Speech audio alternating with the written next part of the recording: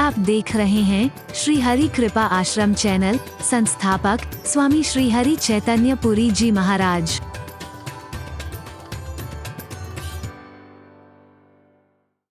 सज्जनों की ओर से, और छात्रों की ओर से महाराज जी का अभिनंदन करती हूँ।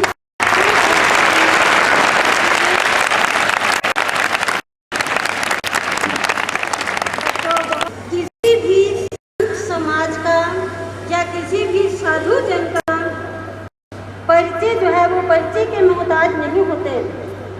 जितने भी साधु संत होते हैं उनका अपना व्यक्तित्व और श्रद्धा, उन समय भी परिचय, उनका अपना एक परिचय होता है। भाषण सुनेंगे, आपको अच्छी अच्छी बातें बताएंगे, आप ही आप उनका परिचय जो है वो जान जाएंगे, क्योंकि वो समाज में फैली हुई कुरीतियों को, समाज में फैली हुई जितनी भी बुराइयां हैं उनको सामने रखने की कोशिश करते हैं। क्योंकि आज के युग में इन चीज़ों की बहुत आवश्यकता है। यदि हम देखें कि किसी सदी जो है वो संतों की सदी है तो इसमें कोई अतिशयोक्ति वाली बात नहीं है।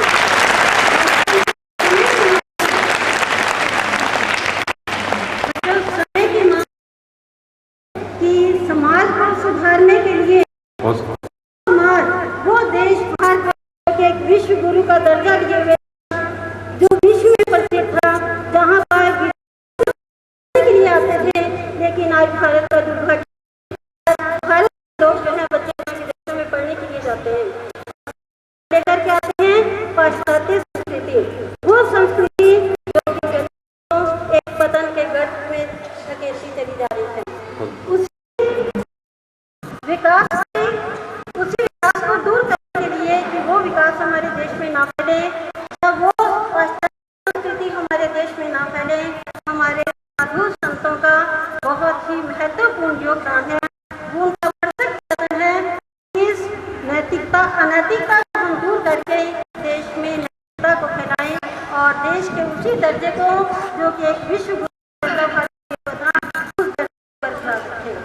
कहते हैं कि जब जब भी इतिहास के पन्नों को पढ़ते तो पता चलेगा कि जब भी धरती पर पाप बढ़ा है, किसी न किसी महान विभूति ने जन्म लिया है और इसको आपको दूर करने की कोशिश की है।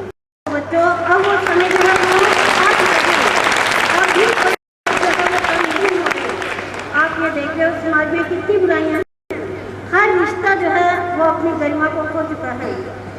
शिष्य और गुरु का रिश्ता, बाप और बेटी का रिश्ता, बहन और भाई का रिश्ता, सभी रिश्ते कलंकित हो चुके हैं।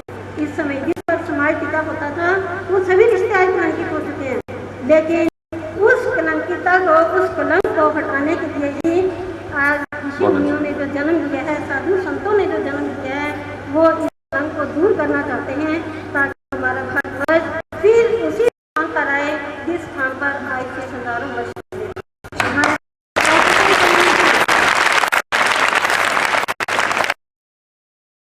कोई कमी नहीं। अगर कमी है तो मार्ग की कमी है। इसीलिए आज हमारे सामने अपना मार्ग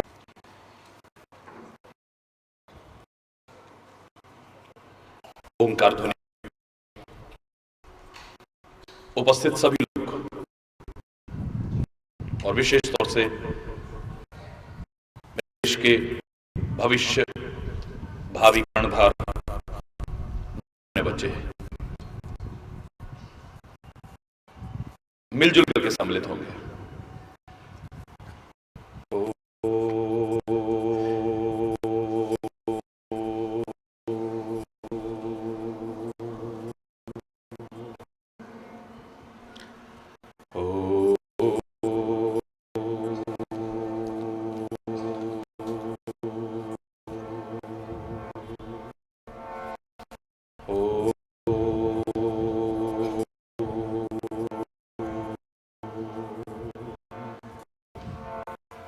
सर्वे भवन्तु सुखिनः, सर्वे विरामः, सर्वे पश्यन्तु कस्य दुःखभाग् भवेत्। ओम शांति शांति शांति।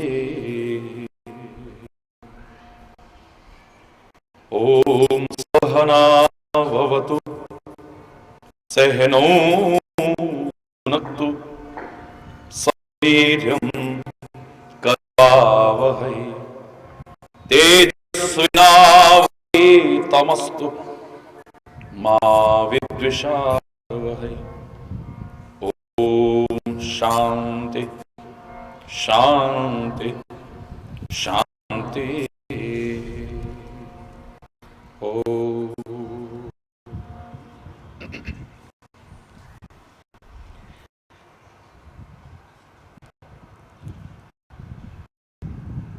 विद्यालय परिवार के संस्कार, अनुशासन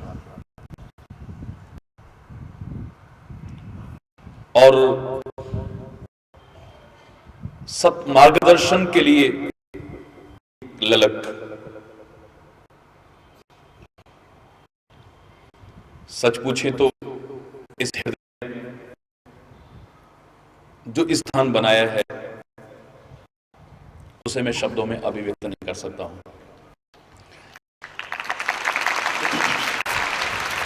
हमारी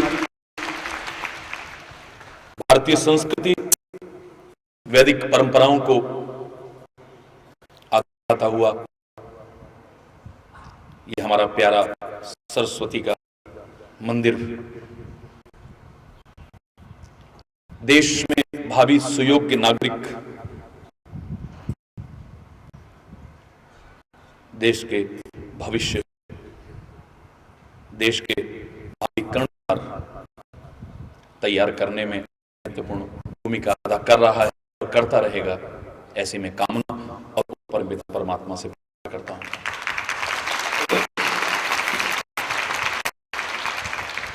नाज है मुझे अपने वतन पर, राष्ट्र की संस्कृति पर, परंपराओं पर, जो आपको भी होना चाहिए। गुरु रहा है हमारा प्यारा भारत, विश्व शांति का अग्रदूत रहा है हमारा प्यारा भारत। आज कमियां आई हैं देश में नहीं, हम देशवासियों में। आत्मान्वेषण करते हुए हमको ही प्रयास करना है, मिलजुल प्रयास करना है, नेक नीति से प्रयास करना है, निस्वार्थ भाव से प्रयास करना है, राष्ट्र और हित को सर्वोपरि रखते हुए प्रयास करना है। विश्व शांति के अग्रदूत मेरे प्यारे भारत में आज अशांति दुर्भाग्यजनक का विषय है, लेकिन आएगा वो दिन, मैं आशा विश्वास के साथ कि हमारे वतन में शांति होगी और यहीं से शांति का संदेश एक बार फिर सारी दुनिया में गूंजे, इसमें कोई दो राय नहीं।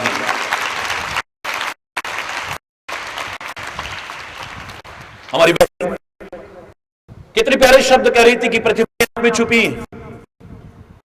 कोई ऐसा नहीं है जिसमें प्रतिभाएं ना हो, उजागर करने वालों की आवश्यकता है। मिट्टी बेकार समझी जाती है, लेकिन कुम्हार हमारा भाई एक सुंदर आकृति दे सकता है। पत्थर बेकार पड़ा हुआ था, लेकिन मूर्तिकार कितनी आवश्यक मूर्ति बना सकता है। कोई भी धातु जब खान में से निकलती है, माइंस में से निकलती है,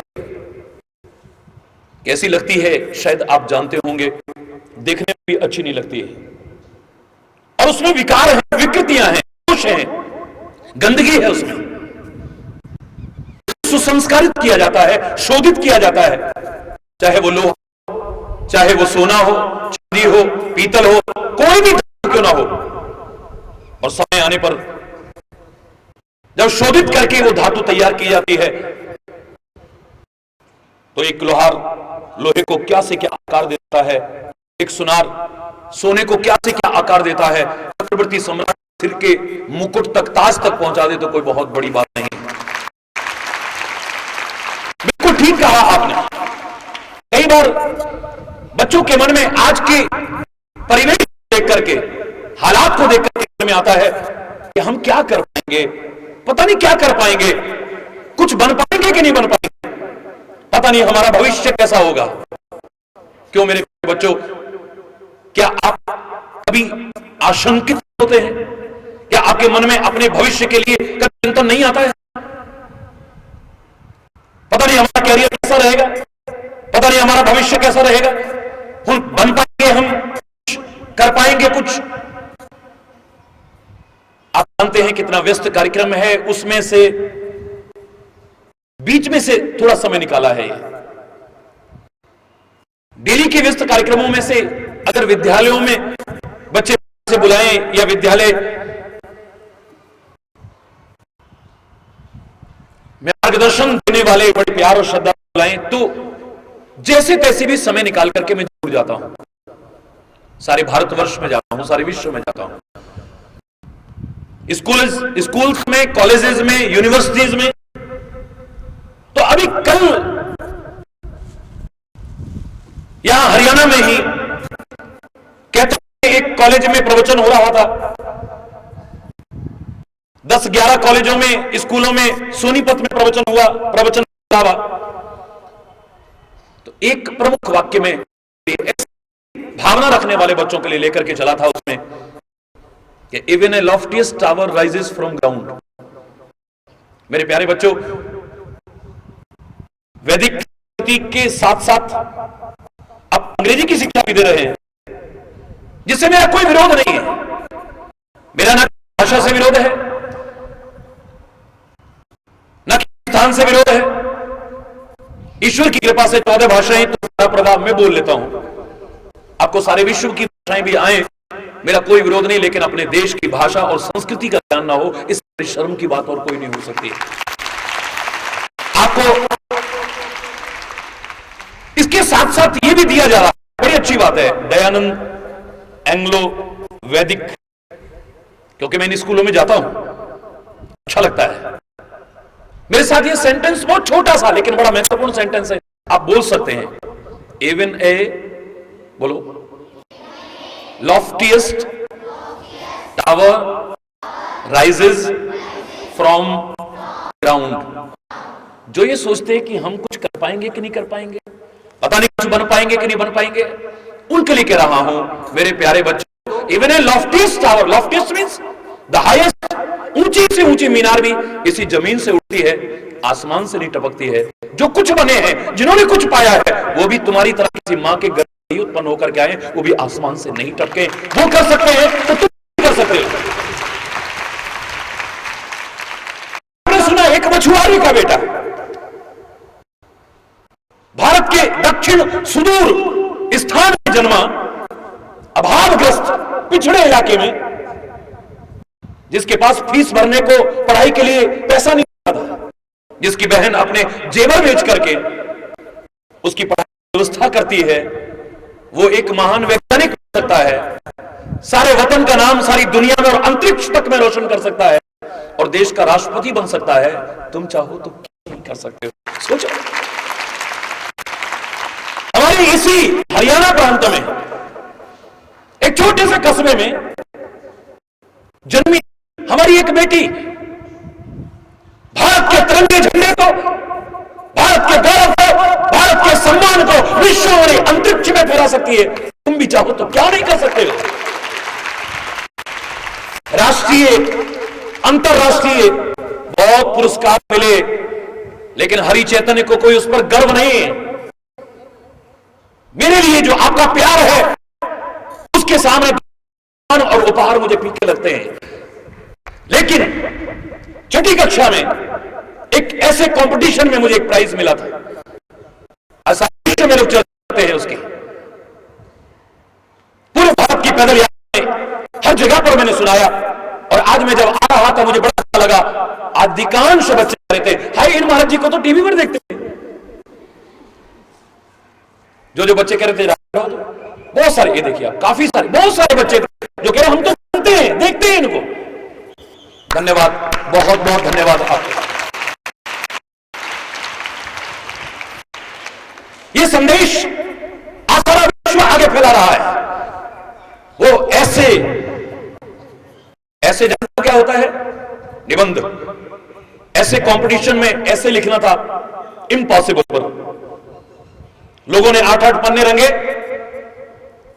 लेकिन मैंने उस छठी कक्षा में खाली एक पंक्ति लिखी थी, I plus M plus possible is equal to impossible.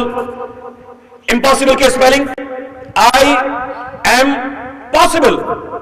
Impossible itself says that I am possible. So nothing is impossible in this world. It may be difficult. It may be difficult. कठिन हो सकता है, असंभव दुनिया में कुछ नहीं है। मूर्खों की डिक्शनरी में इम्पॉसिबल शब्द होता है, ना समझो की, अधूरा ज्ञान रखने वालों की डिक्शनरी में यह असंभव शब्द आता है। एक सच्चे इंसान, सच्चे मानव जिसके अंदर एक ललक है कुछ बनने की, कुछ करने की, कुछ पाने की, उसकी डिक्शनरी में इस इम्पॉसिबल शब्द प्रवेश नहीं कर पाता है। असंभव कुछ नहीं। स्कूल में हमें पढ़ाया करते थे तो हमारे गुरुजन करते थे छोटी कक्षाओं में, प्यारे बच्चों, दुनिया में जिस कार्य को किसी एक ने किया है ना, उसे तुम कर सकते हो। एक दिन मैंने पूछा था, गुरुजी बुरा ना तो एक बात पूछूं? पूछ बेटा।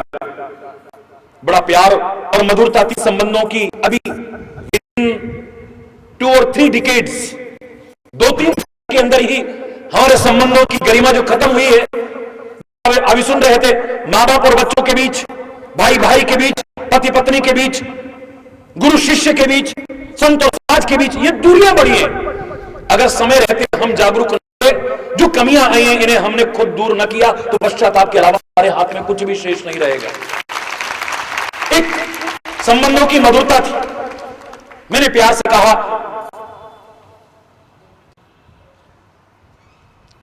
उन्होंने भी बड़े प्यार से कहा, बेटा बोलो क्या कहना चाहते हो?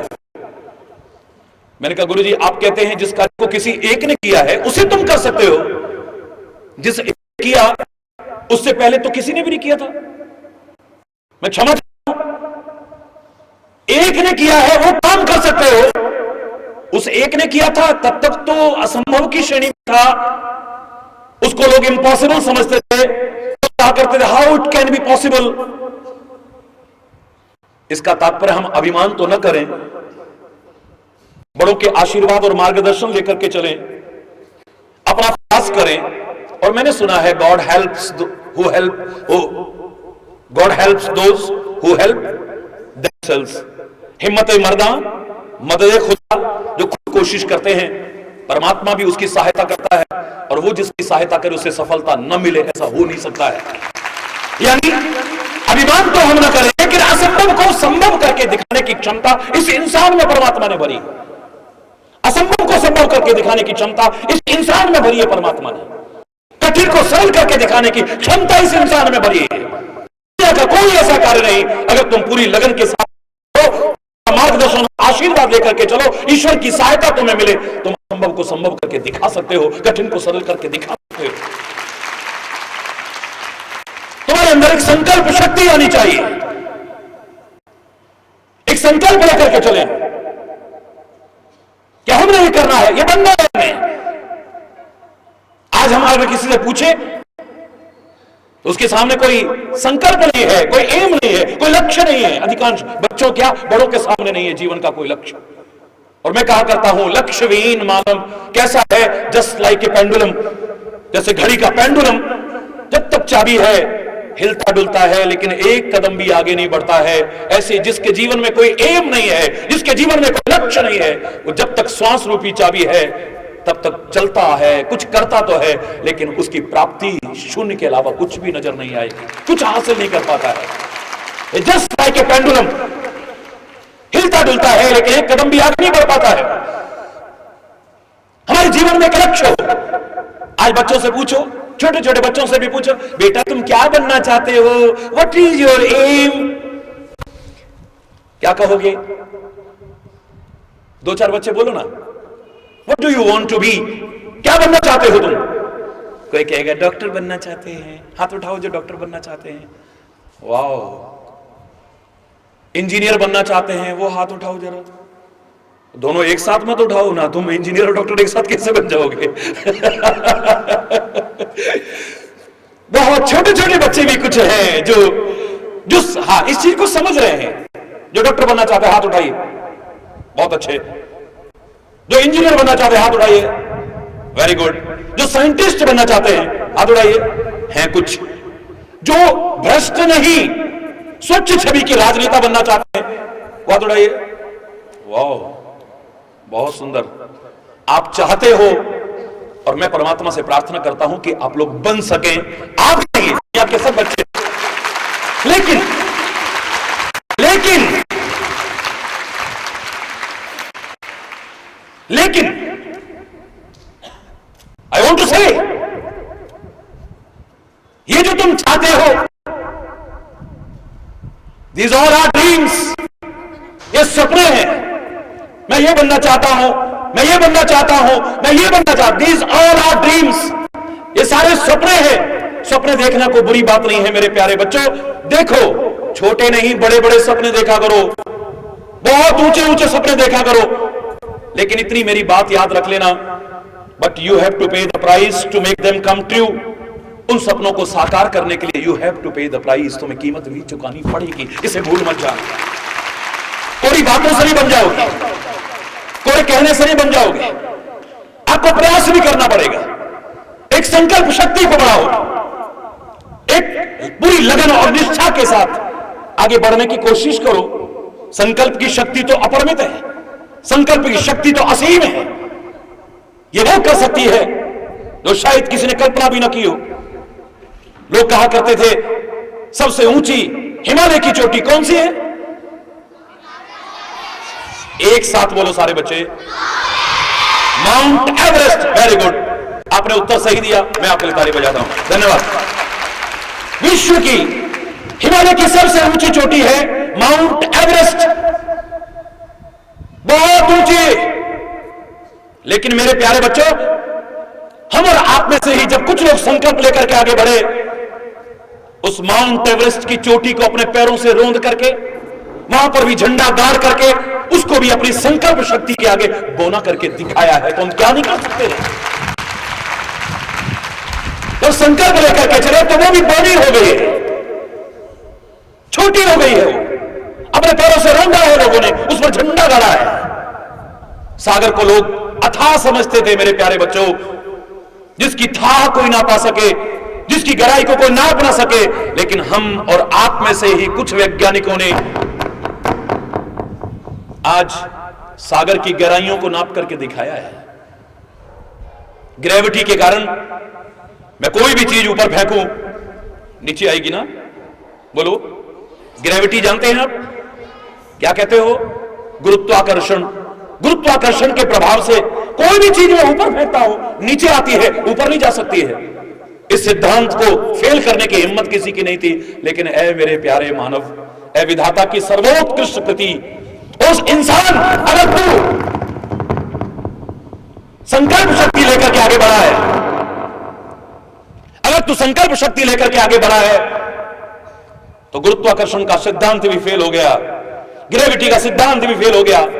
अंतरिक्ष में पैर रख करके तूने दिखाया जहां ग्रेविटी का कोई प्रभाव ही नहीं रहता। कमाल है, तूने यहां से अंतरिक्ष में प्रवेश करके दिखा दिया है।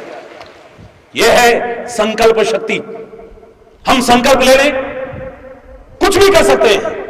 मेरे प्यारे बच्चों, आप अगर संकल्प ले लेना, समाज में लोग लेते हैं मैं फलाने को बर्बाद करके दिखा दूंगा, दिखा सकते हो, क्योंकि नथिंग इज इम्पॉसिबल। फलाने को कहीं का नहीं छोड़ूंगा, तुम कर सकते हो। उसको बिल्कुल खाक में मिला दूंगा, तुम मिला सकते हो, लेकिन तुम सच्चे इंसान कहलाने लायक भी फिर नहीं रहोगे। इस बात को मत भूलना। जहां मैंने कहा संकल्प लेकर के चलना है, वो संकल्प भी कैसे हो हमारे, वो हमारे शास्त्र कहते हैं तन्मे मनः शिव संकल्पमस्तु।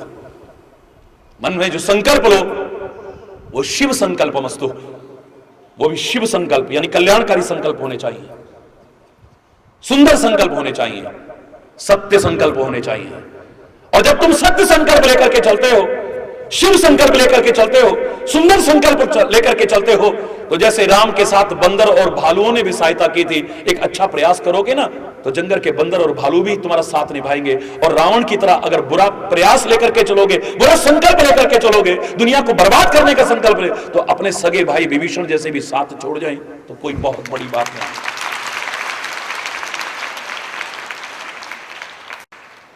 हमारे विवेकानंद ने संकल्प लिया, दयानंद ने संकल्प लिया, जगत गुरु शंकराचार्य ने संकल्प लिया, बड़े बड़े महापुरुषों ने संकल्प लिया कि अपने धर्म को सही रूप में प्रतिष्ठापित करना है समाज में, क्योंकि धर्म विज्ञान सम्मत है, ढकोसला नहीं है। आज बना दिया है लोगों ने, हर चीज के पीछे एक लॉजिक है।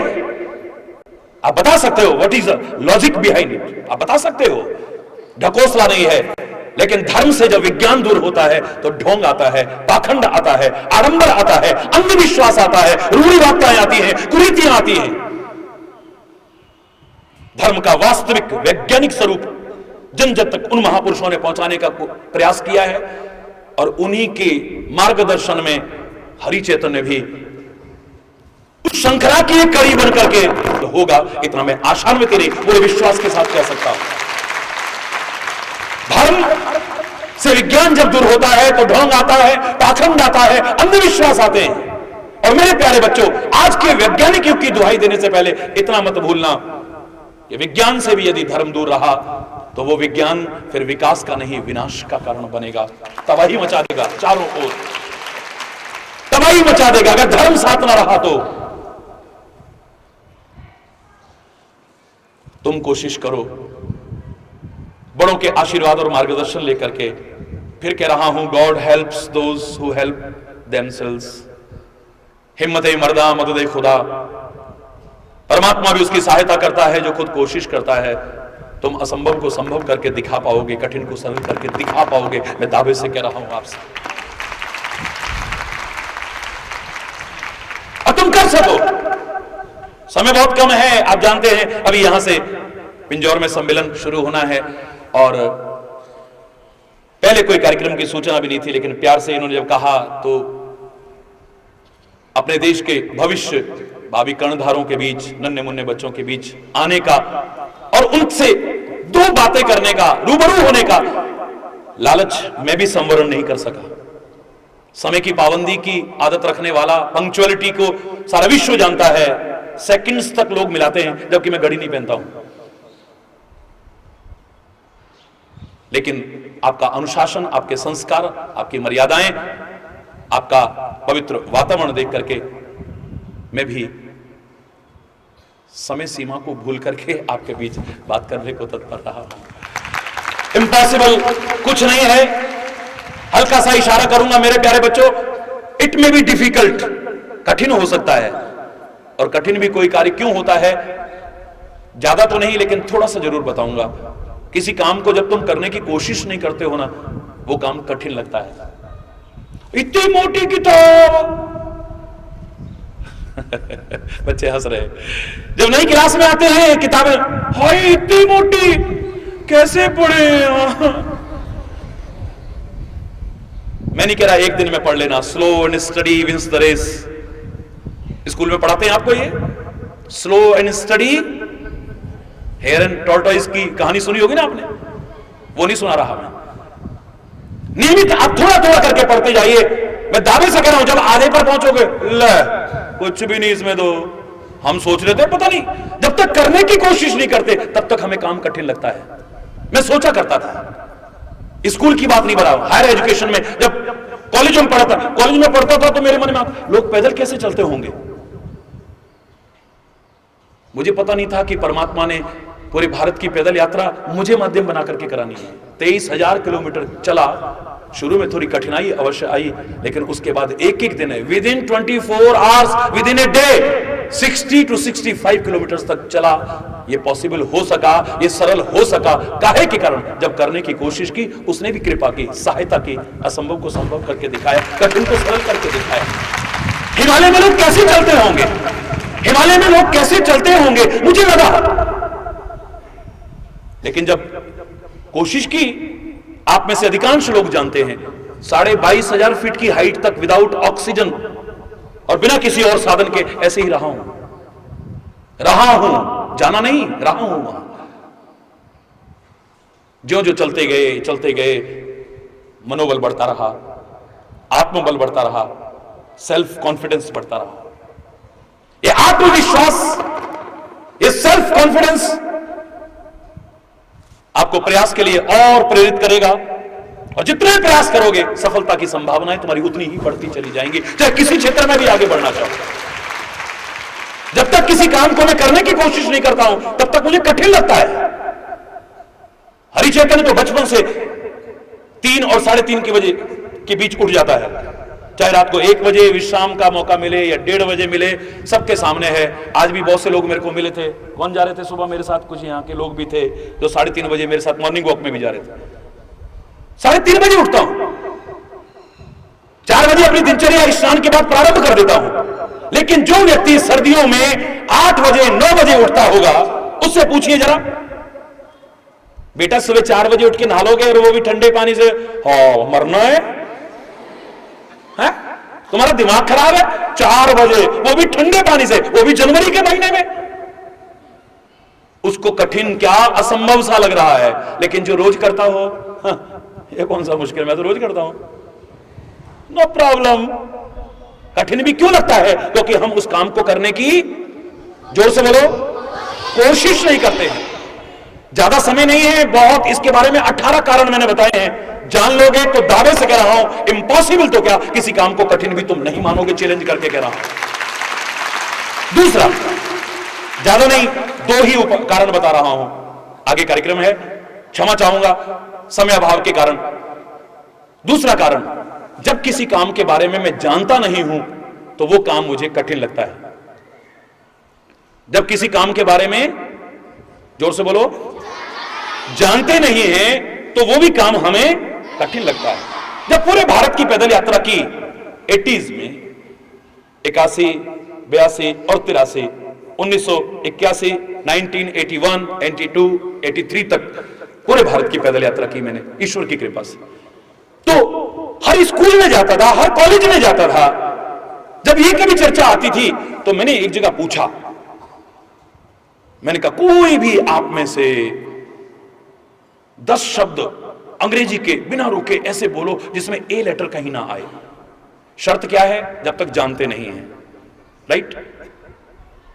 शर्त क्या है? जब तक जानते नहीं हैं तो मुश्किल लगता है। जो जानते हो सकता है मेरा संदेश किसी ने सुना हो और उसे पता लग गया हो, वो प्लीज शांत होकर बैठिएगा। शर्त क्या है? कठिन कब तक लगता है? दूसरा कारण, जब तक हम उस काम के बारे में जानते नहीं। मैंने कहा कोई भी व्यक्ति, आज बहुत अंग्रेजी का प्रचार हो रहा है और मेरा कोई विरोध नहीं है, लेकिन हिंदी ना आए, हिंदुस्तान की संस्कृति ना आए, यह शर्मनाक है। आप पढ़ते अंग्रेजी, ठीक है, बोलिए 10 शब्द बिना रुके, रुकना नहीं है, शर्त यह है फटाफट बोलते जाना है, और एक कहीं नहीं आना चाहिए। एक बच्चे की हिम्मत नहीं हुई, हजारों बच्चे बैठे थे हर जगह पे। मैंने कहा यहां पर इंग्लिश के टीचर्स बैठे हैं, लेक्चरर्स बैठे हैं, प्रोफेसर्स बैठे हैं, और कॉलेजेस में जब होता था हेड ऑफ डिपार्टमेंट बैठे हैं। आप में से कोई बोलिए, और उनको भी लगता था कि इंसल्ट ना हो जाए, कहीं बीच में रुक जाए, कोई नहीं बोलता था। सच है ये, मैं पूछ नहीं रहा हूं, आप चिंता ना करो। वो भी नहीं बोलते थे, कोई नहीं बोलता था। यार कहीं उसमें ए आ गया तो सोचना नहीं है ना, फटाफट बोलना है बिना रुके, कोई से शब्द। लेकिन जब मैं बताता था, हाय इतने खुश सारे के सारे बच्चे। मैंने कहा मैं बताऊं, अगर तुम नहीं बता पा रहे हो तो बताओ।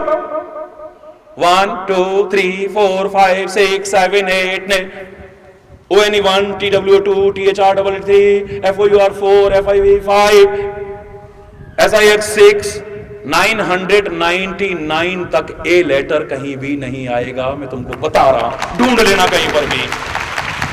अब बोलिए, मैंने कहा था कोई से भी 10 शब्द, कोई से भी 10 शब्द बोलिए जिसमें ए ना आता हो। सबकी हवा खराब, कोई नहीं बोल पा रहा है, हाय उसमें आना जाए, हाय उसमें ना जाए। लेकिन अब जान गए तो 10 कह रहे हो, 999 सुना दे हम।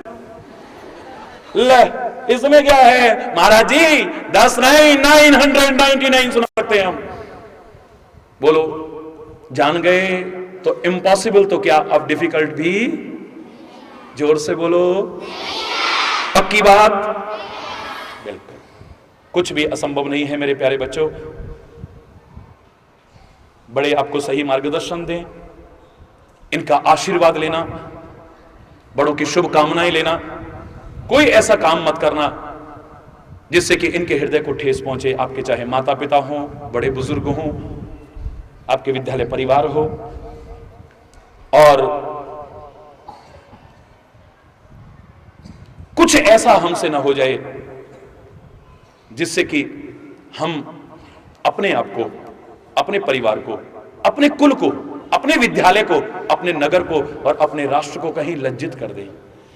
इन सब का गौरव बढ़ाने की कोशिश करना, इनका गौरव घटाने की कोशिश मत करना। अहंकार भी मत करना और अपने आप को हीन भी मत समझना।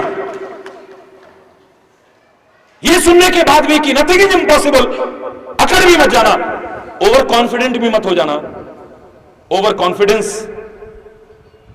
ड्यू टू ओवर कॉन्फिडेंस आपके प्रयास में कमी आ जाएगी, और प्रयास में कमी आएगी तो सफलता की संभावनाएं भी कम हो जाएंगी। प्यारे बच्चों, मेरे 100% नंबर मेरे लिए क्या मुश्किल है, यह जानने के बाद, ऐसा भाव आने के बाद आपने प्रयास कम कर दिए और पता लगा कि इस बार बिल्कुल परसेंटेज डाउन हो गई आपकी। ओवर कॉन्फिडेंट मत होना कभी। समझ रहे हैं मेरी बात को? अहंकार भी मत करना और अपने आप को दीनहीन भी मत समझना मेरे प्यारे बच्चों। दो कॉम्प्लेक्स जो हमारे बताए हैं, ना सुपीरियरिटी कॉम्प्लेक्स अपने अंदर आने देना, ना अपने आप को इंफीरियर समझना, ना अभिमान करना, ना अपने आप को हीन भावना से ग्रसित करने की कोशिश करना, जो आज हो जाती है। हमारा घर छोटा है, हमारे में हीन भावना आ गई। मेरे और साथियों के घर में कार है, स्कूटर है, मोटरसाइकिल है, मेरे घर में साइकिल भी नहीं है, मेरे अंदर हीन भावना आ गई। मेरी हाइट ज्यादा नहीं है, मेरे मन में हीन भावना आ गई। लाल बहादुर शास्त्री की हाइट जरा देखो तो कितना सा था, लेकिन मेरे शायद ऐसा प्रधानमंत्री न हुआ न होगा। कमाल है। इंदिरा गांधी की हाइट देखो जरा, ढूंढना उसमें। मैं किसी के व्यक्तिगत, ना मैं किसी दल में हूं, ना किसी दलदल में हूं, लेकिन मैं तो मेरे प्यारे बच्चों के अंदर से हीन भावना निकालने के लिए शब्द कह रहा हूं। बड़े बड़े महापुरुषों को देखो उनकी, लेकिन कोई हीन भावना नहीं है। हमारा रंग जरा सा सांवला हो गया, हमारे अंदर हीन भावना आ गई है। छोटी छोटी बातों में या तो हम हीन भावना से ग्रसित हो जाते हैं या फिर अपने आप को सुपीरियर समझने लग जाते हैं। ये सुपीरियरिटी कॉम्प्लेक्स भी और इंफीरियरिटी कॉम्प्लेक्स भी, ये दोनों ही हमारे प्रगति के मार्ग के अवरोधक हैं। ये हमें आगे नहीं बढ़ने देंगे, बचना इनसे। इंफीरियरिटी कॉम्प्लेक्स के बारे में याद आ गया मुझे, एक छोटी सी बात जरूर कहूंगा। मैं आपकी तरह छोटी क्लास में पढ़ता था, तब की बात है। मैं जा रहा था रास्ते में, विकासशील इस भारत में बड़े बड़े गुण गाते हैं हम। मैं भारत को नमन करता हूं और यह कहने में शर्म महसूस नहीं करता हूं, सारे जहां से अच्छा।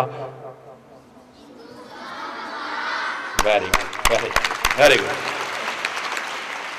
लेकिन अभी भी यहां पर बहुत कमियां हैं, मिलजुल करके हमें दूर करना है। जिस क्षेत्र में शरीर का जन्म हुआ, उसके आसपास के इलाकों में एक कुप्रथा थी, सिर पर मैला ढोते थे लोग। उस जमाने की बात बता रहा हूं, 60s। तो देख करके दुख होता था। हमारे समाज का एक वर्ग अपने सिर पर मैला ढोता था, गंदगी को ढोता था। तो एक दिन मैं जा रहा था, मैंने क्या देखा कि एक नवयुवक, धनाढ्य परिवार का नवयुवक, जिससे जानबूझ करके नहीं, संयोग से टकरा गई वो महिला जो सिर पर गंदगी को लेके जा रही थी।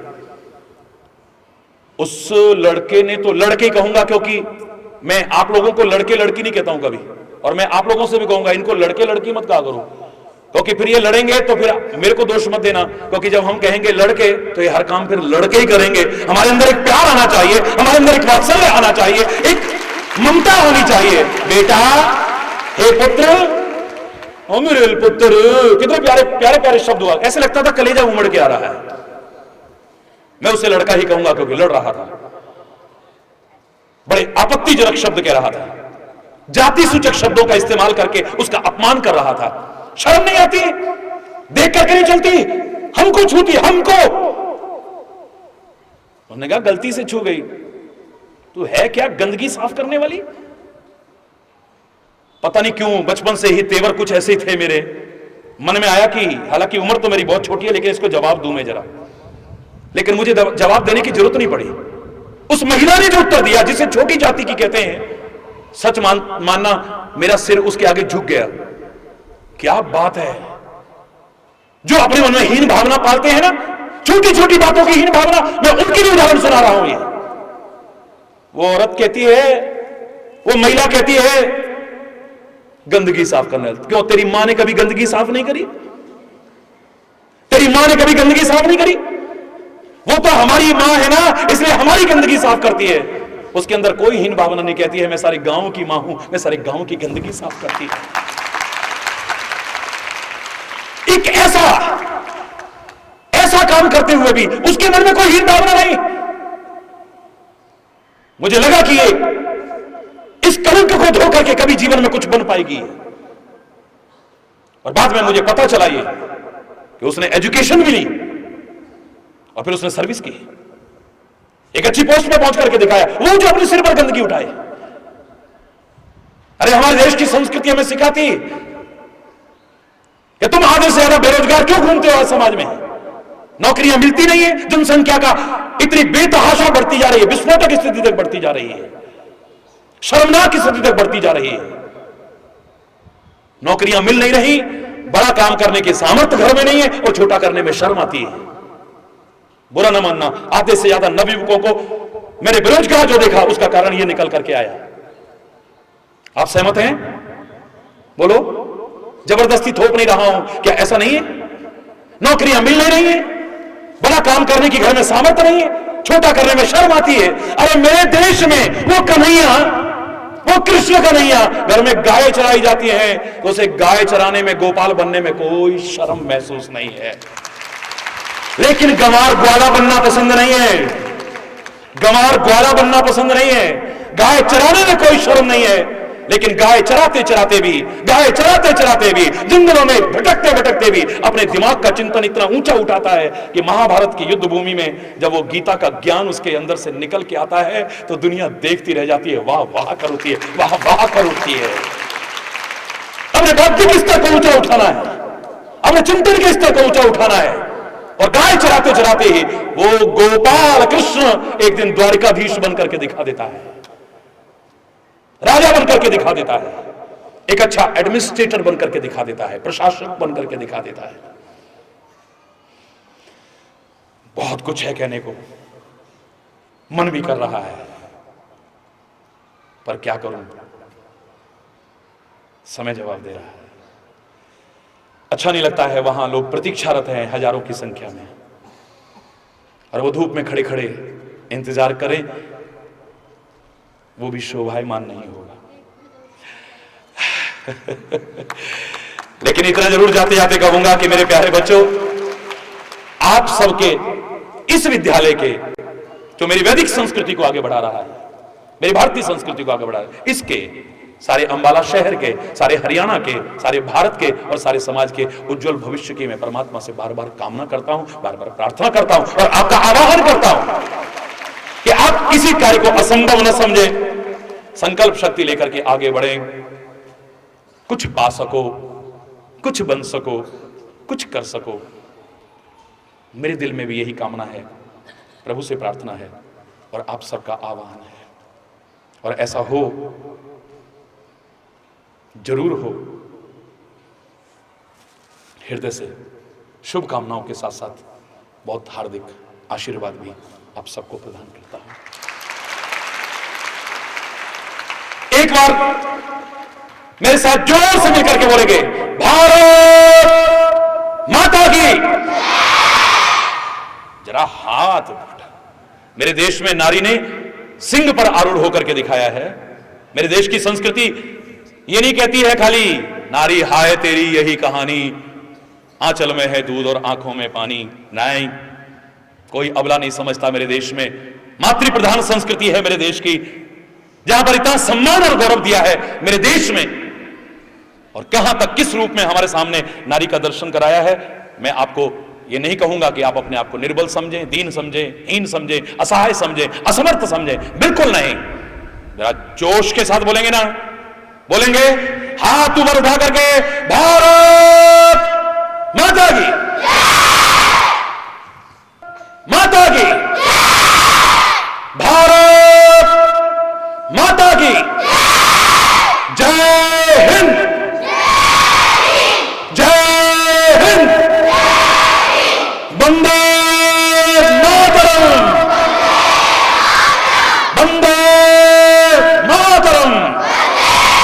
की संस्कृति पर मुझे नाज है। सारे विश्व में चाहे मैं किसी भी देश को संदेश दे रहा हूं, क्योंकि आप जानते हैं 172 देशों में संदेश ईश्वर की कृपा से प्रसारित होता है और यह कार्यक्रम भी प्रसारित होगा 172 देशों में। आपके विद्यालय का यह अनुशासन आपकी और सुंदर छवि को दिखा करके लोगों को प्रेरणा देगा और आपका भी उत्साह वर्धन करके आगे और अच्छा इसको बनाने का संदेश देगा, ऐसा मुझे विश्वास है। तो मैं एक गीत जरूर गाया करता हूं, समय हो चुका है, लेकिन मेरी बहन जो विद्यालय की प्राचार्य हैं, अच्छे संस्कार से संपन्न हैं, जिनसे हमें उम्मीद है कि अपने विद्यालय परिवार के साथ मिलजुल करके बहुत अच्छे संस्कार आपको दे रही होंगी, दे रही हैं और आगे भी देती रहेंगी। अब उन्होंने इतने प्यार से कहा है तो मैं 2 लाइन जरूर वही बोलूंगा जो मैं बोला करता हूं। है प्रीति जहां की रीति सदा, है प्रीति जहां की रीति सदा, मैं गीत वहां के गाता हूं। भारत का रहने वाला भारत की बात सुनाता, है प्रीति जहां की रीति, है प्रीति जहां की रीति सदा, मैं गीत वहां के गाता हूं। भारत का रहने वाला हूं, भारत की बात सुनाता है प्रीति। एक्सरसाइज भी हो रही है, एक्सरसाइज भी, शरीर भी स्वस्थ होना चाहिए।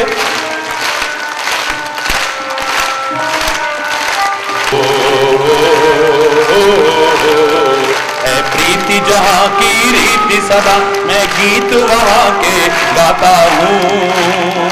भारत का रहने वाला हूं, भारत की बात सुनाता हूं। है प्रीति जहां की, दिल से हमा उमर है,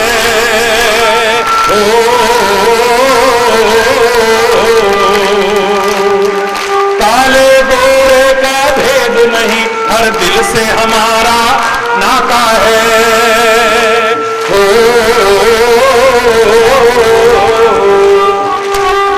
कुछ और ना आता हो हमको, हमें प्यार निभाना आता है।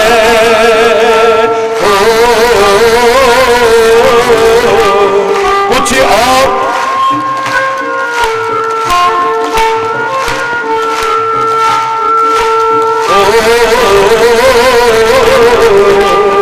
जिसे जान चुकी सारी दुनिया, जिसे जान चुकी सारी दुनिया, मैं बात वही दोहराता हूँ।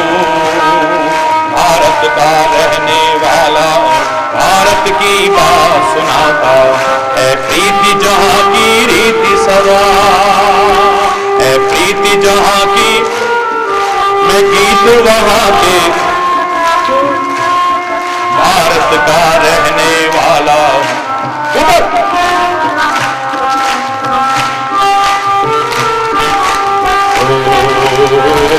सारे बोलो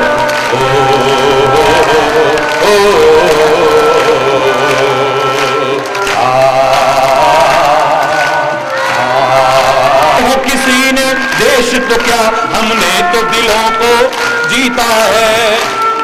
याद ऊपर सभी बच्चे और बड़े भी कोशिश करें। जीते हो किसी ने देश तो क्या, हमने तो दिलों को जीता है।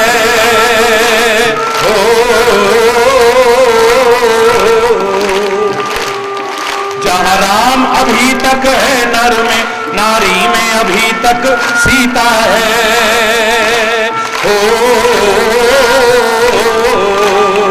जहाँ राम अभी तक है नर में, धरती पे मैंने ये सोच के मैं इतराता हूँ। भारत का रहने वाला, भारत की बात सुनाता हूँ। है प्रीति जहाँ की रीति सदा, है प्रीति जहाँ की रीति, मैं गीत वहाँ के, बोलो भारत का रहने वाला, भारत की है प्रीति जहाँ की।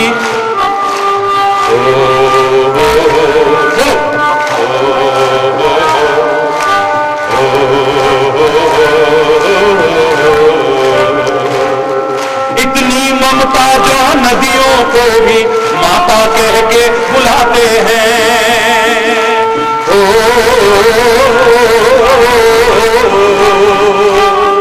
इतनी माता,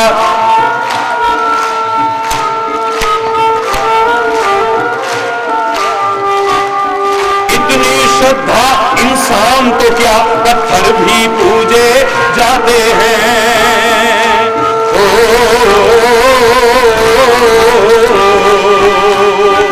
इतनी श्रद्धा,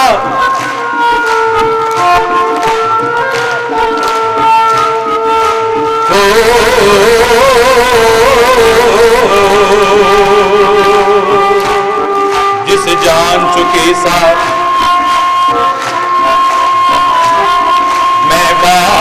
मैं बात वही दोहराता हूँ। भारत का रहने वाला, भारत की इतने पावन हैं लोग यहाँ,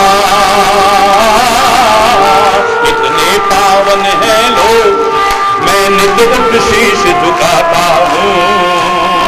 भारत का रहने है प्रीति जहाँ की रीति सदा, है प्रीति जहाँ की, मैं गीत वहाँ के। भारत का रहने वाला, भारत की बात सुनाता, है प्रीति जहाँ की रीति सदा। भारत माता की, भारत माता की, भारत माता की, जोर से भारत माता की, भारत माता की। धन्यवाद। आपके प्यार को, आपकी श्रद्धा को, आपके संस्कारों को, आपके विद्यालय के सुंदर वातावरण को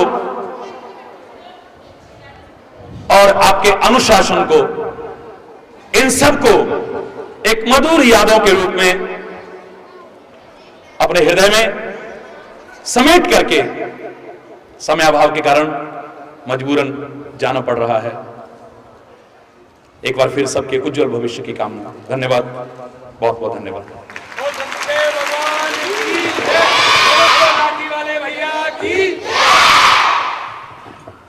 एक संबोधन सारा विश्व मेरे साथ बोलता है, अगर आपको बुरा ना लगे तो बोलेंगे हरि बोल, हरि बोल। के मोहताज हैं, यही ना, उनकी वाणी, उनका ज्ञान, उनका विभाषण, उनका कहने का लहजा, आपको समझाने का लहजा वास्तव में अपने आप में ही एक क्या था, परिचय था। तो मैं आप सबकी ओर से, अपनी ओर से महाराज जी का बहुत बहुत धन्यवाद करती हूँ कि अपने व्यस्त दिनचर्या में से उन्होंने समय निकाला और आपको ज्ञान गंगा में गोता लगाया। लोग क्या करते हैं, हरिद्वार में जाते हैं गंगा स्नान करने के लिए, लेकिन आज ज्ञान की गंगा आपके विद्यालय में आई और आपने उसमें गोता लगाया। इसके लिए मैं महाराज जी का बहुत बहुत धन्यवाद करती हूँ, उन्होंने समय निकाला। बहुत बहुत धन्यवाद।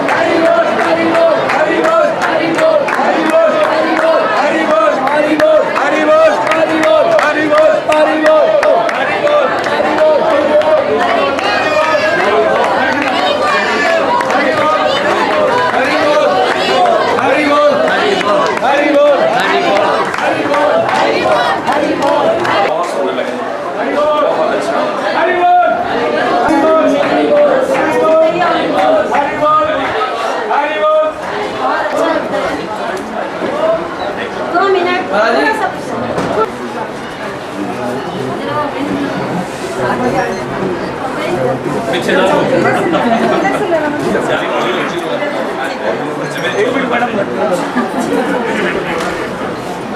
ये कुछ मैडम मैडम के साथ यूनिवर्सिटीज में देखिए यूनिवर्सिटी में कोई इमेजिन नहीं कर सकता कि लोग ऐसे सुन सकते हैं कि सिंचाई नहीं होता पेट्रोल साइंस हो गई लगभग हर यूनिवर्सिटी में